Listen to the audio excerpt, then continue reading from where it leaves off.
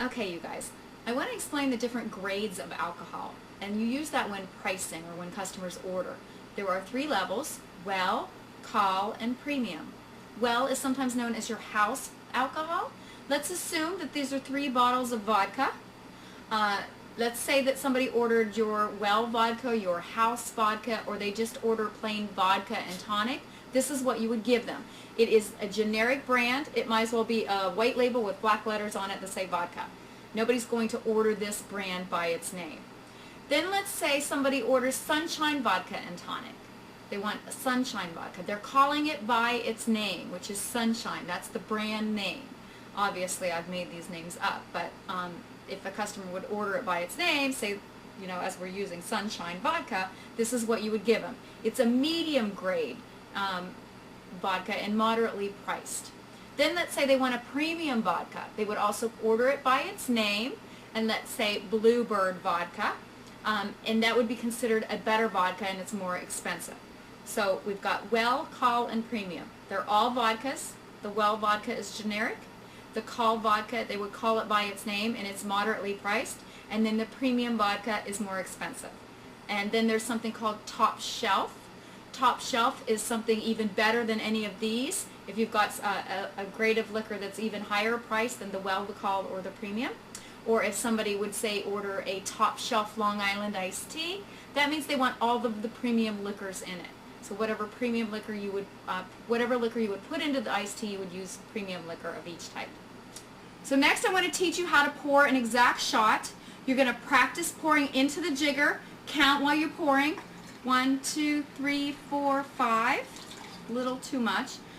Or maybe 1001, 1002, 1003, 1004. Still, that's a little much. So count at whatever speed you find it that makes it easier for you. I don't count anymore, so that's why I'm kind of a little off. What I do is I do a tail. I go up like that, and that is pretty much a shot for me. So that saves me from having to count. So you might want to try that too. Just practice, be very assertive, pour the shot, and then when you're done, pull the bottle back. And you shouldn't have to worry about stopping the liquor, because if you do the right motion, it'll stop automatically. Watch me again. Just do a quick kind of swoop at the end. So now let's practice pouring into a glass, and let's see how we do. I'm not going to count. I'm just going to do my little tail that I just showed you, and we'll see how accurate it is. It should be close to 1.5 ounces. You should pour about 1.5 ounces every time. Maybe a little over, sometimes a little under, and most of the time we're going to aim for being exact. So let's see how we did here. Okay, a perfect shot. That's what my tail helps. So that's why I always do the tail. That way I can talk to customers, I can do other things, I can think other things, I'm adding prices in my head. You really can't tell the DJ to turn off the music and tell everyone to be quiet because you're counting your shots. So I would get in the habit of doing the tail, or if you can't do the long tail, you can do a couple of little tails. Just figure out what a shot is for you and practice that over and over again, and pretty soon you'll look like a professional and you'll be very accurate with your pours, which is really the goal. Now let's talk about some tools that you're going to use behind the bar. First is an ice scoop. We all know what an ice scoop is, but I just want to show you guys that I use a really big one so that I can fill 2 glasses of ice at one time, and that really helps with speed. I've given you guys a jigger. I gave you one that's 1.5 ounces on one end, and that's the one that you want to, that's what the end you're going to use most often, and it's going to help you perfect pouring your shots. You rarely will use it behind the bar if you learn to free pour and you're accurate, but I do like to use it to check up on myself, and sometimes if I'm pouring something really fantastically expensive and I don't trust myself, I'll use the jigger. A store-in pour is what you'll put your juices in. So at the beginning of the night you'll fill it up and use it to facilitate pouring of your juices. Then at the end of the night what you can do is take the top off, and then there's a little thing on the bottom if they don't get lost, and then you can take that off and store the juice overnight so it doesn't get ruined. So it's called a store and pour. Then we have 2 different versions of the shaker tin that we use to make martinis or chilled shots. This is the newest kind of version that a lot of bartenders are using. It comes in 3 pieces. We've got the bottom piece, and then this lid with the holes in it, and then the top. So what we do is I've got ice in here, and then I would pour the alcohol into the tin, the proper amount, whatever amount that would be according to the size of the glass that you're going to use, or if it's a shot. Then I put the lids on and I shake it.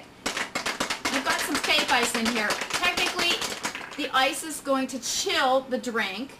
Then you're going to take the very top lid off, pour it into the martini glass or shot glass, whatever you're going to use. And you've got a chilled cocktail without having any ice in it. And that's a very chintzy cocktail that I made. Then another option is to use the shaker tin and glass. And what you do is you fill your tin up with ice, which I have some fake ice here. Then you pour the alcohol into the shaker tin, the proper amount, once again, according to the size of the glass that you're going to use. Martini glasses hold usually more than 1.5 ounces.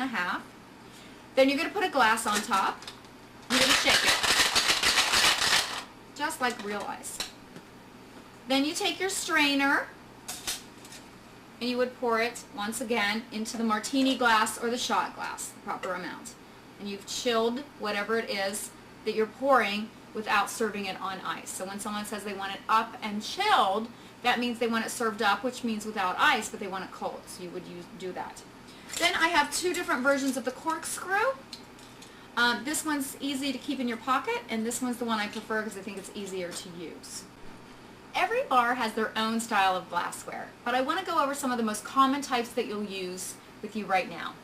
First is a shot glass. They come in other sizes and other shapes, but this is a typical shot glass, and it's used for pouring liquor straight out of the bottle, not chilled and not mixed with anything else. This is actually a highball glass, which is what you're going to use most often. This is a bucket. They can come in other sizes. They can be taller and thinner. They can be footed. The highball you're going to use for most of your general cocktails that only have 1 or 2 liquors and then a mixer in it. You put ice in the glass. Then there's a rocks glass, which is actually just like this, but it's smaller, and that's for anything, say a shot on ice, if you're going to put a shot on ice. Then we have a coffee mug. You have to be careful when you're using, when you're pouring hot liquid into any glasses, because you want to make sure it's heat tempered and it can hold the heat, because if you pour hot liquid into just any old glass, it could possibly crack and break. So be careful of that. Then we've got 2 versions of cordial glasses. Basically, a cordial glass is just a shot glass that's footed. So it's what you're going to put your after dinner cocktails, your aperitifs, and your dessert sweet liqueurs. If you don't have a cordial glass, then you would often resort to a brandy snifter, and this is used for brandy, as the name suggests. And then also, if you wouldn't have a cordial glass, you would put all of your cordials and liqueurs in the brandy snifter. Then we have a hurricane. The hurricane is used for sweet drinks, frozen drinks, maybe your teas and multiple liquor drinks, any tropical drinks. We've got 2 versions of a champagne glass, the tulip and the flute glass. They're both used for champagne. Then we have a margarita glass. You can actually put a margarita in a highball glass if you don't have a pretty glass like this, but this is a really good glass to use for margaritas. Then we have 2 different versions of wine glasses, and you have to be very careful and know the difference. One is a white wine glass, one is a red wine glass. The red wine glass is fatter, and the opening is designed for sealing over your nose, because part of the experience of drinking red wine is the aroma. So the glass would fit over your mouth and your nose. And then the white wine glass is straight up and down.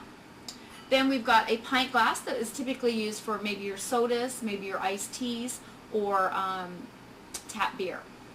And then the Pilsner glass. A Pilsner glass is used for beer, bottled beer, or tap beer, typically. Maybe sodas. You could put your teas in it also.